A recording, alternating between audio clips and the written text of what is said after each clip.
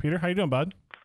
Forget the family. It's Iron Bowl week, dude. It's like, I mean, this is the family will be there after Saturday. I don't know about one of these teams' college football playoff chances after it. This is what we live for. I was just walking in. I saw Paul Feinbaum and this whole crew getting ready for the show today, and I said, is there anything better than these next 2 weeks for sports talk radio down in Alabama? I mean, there is it's so much better. There's so many headaches on the political side of everything that's going on in the world. The fact that we have Auburn and Alabama in a de facto pretty much college football playoff game and SEC championship playoff game coming Saturday, yeah, the family can wait. Let's talk ball.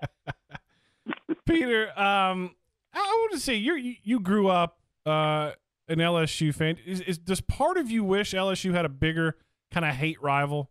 I mean, they've always had the rivalry with Ole Miss, and they've got a little one with Arkansas, and now they're trying to force this Texas A&M thing. But do you wish LSU had a kind of a hate rival like Alabama Auburn? Not really, because there's enough of hatred in the SEC and to go around. Like LSU fans hate Florida, they hate Auburn for the cigar game. Years ago when Tuberville did that, if they lit stogies after they beat LSU, they kind of hate A&M for what they did in the 90s. I mean, Arkansas, the Battle of the Boot, not really. I mean, the team that they hate is Alabama because, heavy is the head that wears the crown, man. I mean, they're sick and tired of getting their skulls bashed in every single year. And I'll tell you this, Aaron, this is the first year in a while I had probably 6-7 years that I think LSU fans actually enjoyed the game on Saturday simply because they look at Alabama as a measuring stick. Now, I mean, there used to be this, hey, I think we got a chance to win. Nobody at LSU, maybe outside of the players, thought that the LSU Tigers could stay with Alabama. And that's the state of LSU versus Bama right now. You win, 6 in a row? Hell, I mean, they're using it as a measuring stick, and that's a credit to everything that Nick Saban has done and built in T-Town. Keeping with that theme, what have you thought about Ed Orgeron this year? You know what? I think that could have gone a couple of different directions. After the loss to Troy, I mean, listen, there were people ripping Joe Oliva, the athletic director, saying, why the hell do you have this huge buyout? Why did you give the job to Ed Orgeron? And I think that we were going to see what he was made of at that point. And sure enough, LSU responded to him. I mean, I think they responded to O after Les Miles got fired, and he showed some heart.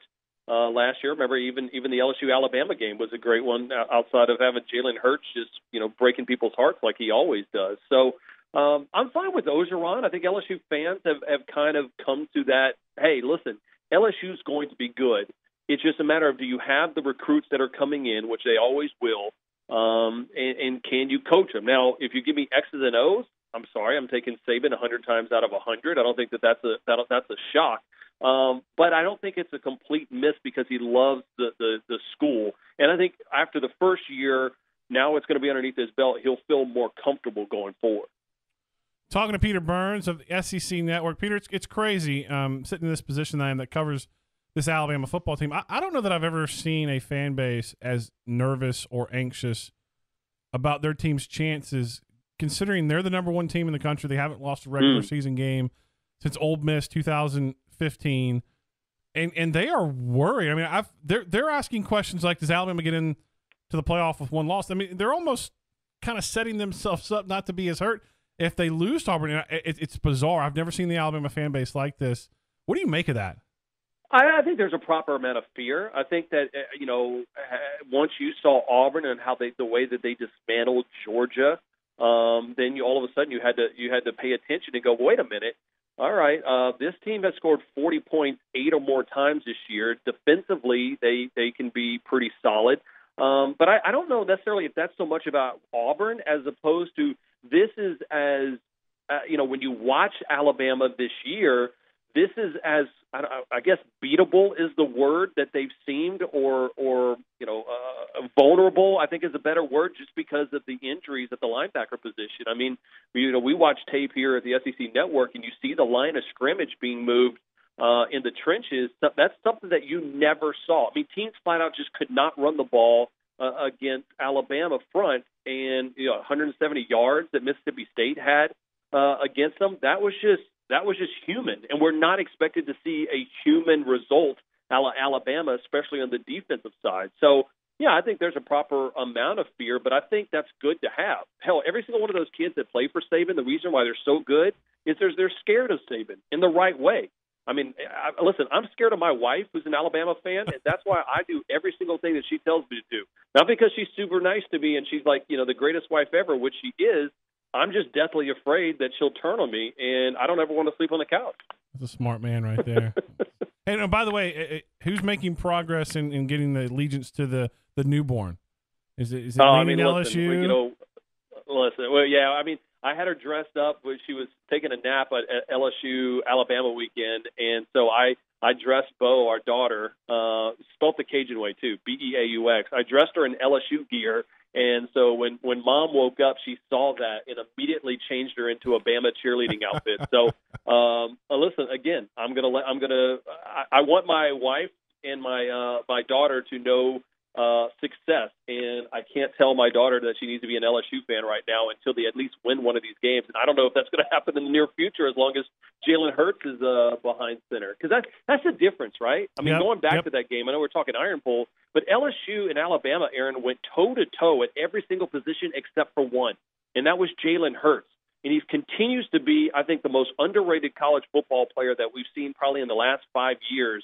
And I just cannot be more impressed with what that young man has done.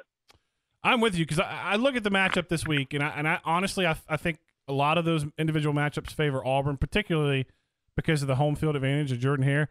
But the reason I'm picking Alabama is because only one team has Jalen Hurts, and that's Alabama. And as long as he's the quarterback, I don't know. I think that's the ultimate wild card.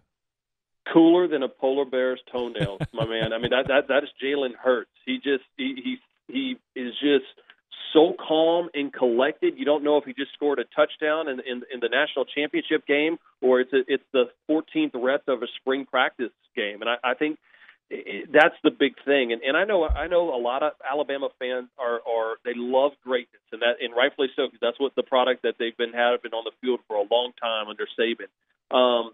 And I think that the really smart fans appreciate Jalen not for the plays that he makes, but the mistakes that he doesn't.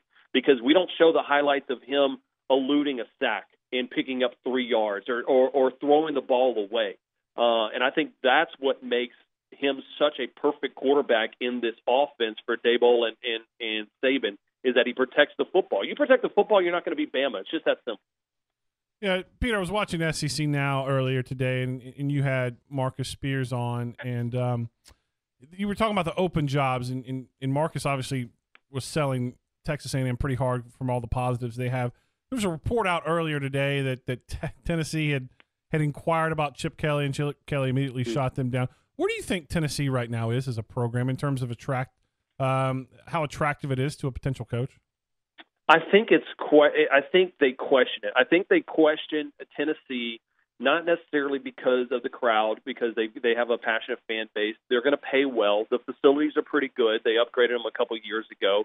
So it's right in the mix of everything. I think the biggest deal is that do they feel like it's in a recruiting hotbed, which I'll tell you what, I mean, I don't think Butch was the greatest recruiter, yet he was able to still pull a couple of top 5 classes there. So I don't know why there's a love affair with the other jobs. I just think that for Chip, I think he felt like, hey, listen, Florida has that pedigree of, having this passing offense in the past, having just a high-powered offense, I should say.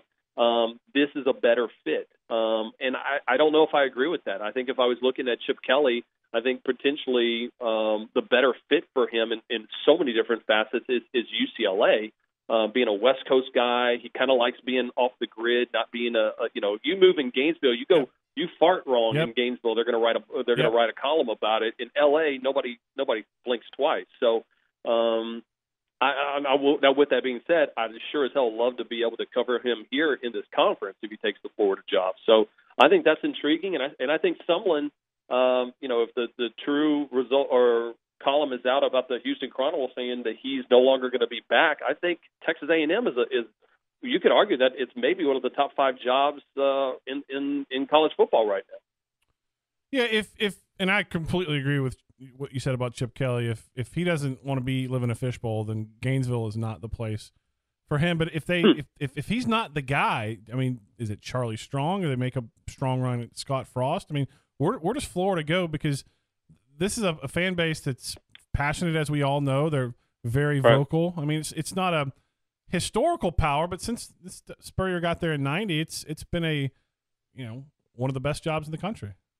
Yeah, I mean, and it's still one of the best jobs in the country. The thing is that their football facilities are not great, but Scott Strickland, who was the old AD at Mississippi State, helped fundraise and help get the facilities there down in Starkville real well. So you would think with the power that he has at Florida, he'll be able to do the same. So I think Florida is a great job to have.